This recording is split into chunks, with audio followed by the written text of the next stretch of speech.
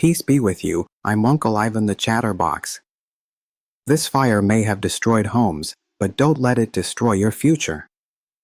In the book of Job, Job lost everything, and his friends told him don't complain to God, but Job chose to honestly pour out his pain and anger to God.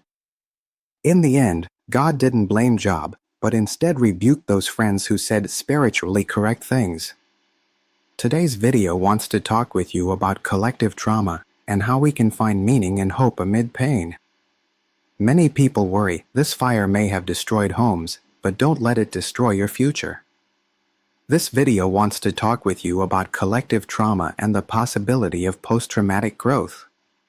In pain, how do we find meaning? In loss, how do we find strength? This disaster is not only individual pain, but also collective trauma for our entire city. Hong Kong people feel intense pain about unclear and unjust deaths. This emotional response is not only personal, but very evident at the societal level. We feel powerless, angry, sad, not knowing how to face the future. This is collective trauma. However, psychological research tells us something very important: post-traumatic growth is possible. According to the post-traumatic growth model proposed by psychologists Tedeschi and Calhoun, after experiencing trauma, we may gain positive changes in several areas. The first area is enhanced personal strength. After experiencing such great trauma, we may discover that we are stronger and more resilient than we imagined. The second area is deepening of interpersonal relationships. In the process of experiencing pain together, we may establish deeper connections with family and friends, better understanding how to cherish each other. The third area is appreciation for life.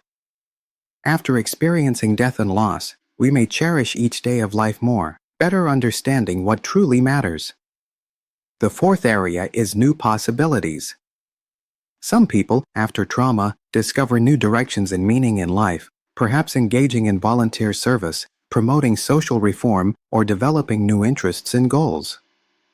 The fifth area is spiritual or philosophical growth. We may have deeper thoughts and understanding about life, the world, and human nature.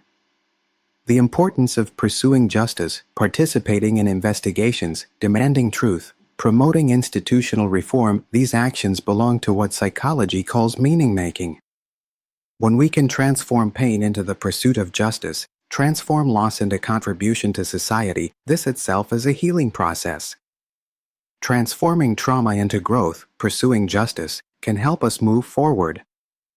Here I want to emphasize something special: maintaining daily life rhythms, continuing to eat, sleep, even appropriate entertainment. This is not cold-heartedness, nor is it forgetting. On the contrary, this is to build up strength so we can walk a longer path, so we can seek truth and justice for the deceased.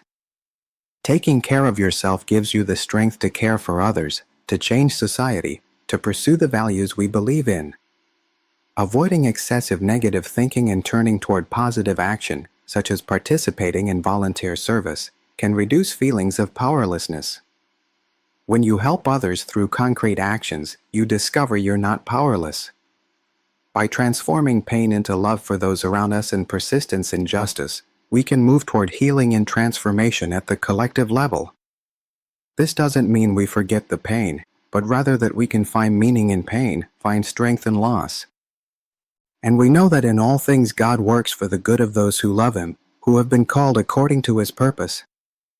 Romans 8 verse 28. All things work together for good doesn't mean disaster is a good thing, but rather, even in the most painful experiences, God is still with us, and He can transform our pain into strength to comfort others. When we've experienced adversity, we can better empathize with others' pain, better become help to others. This is post-traumatic growth. God won't waste your tears. He will use your experiences to become blessings to others. Healing takes time. Don't force yourself.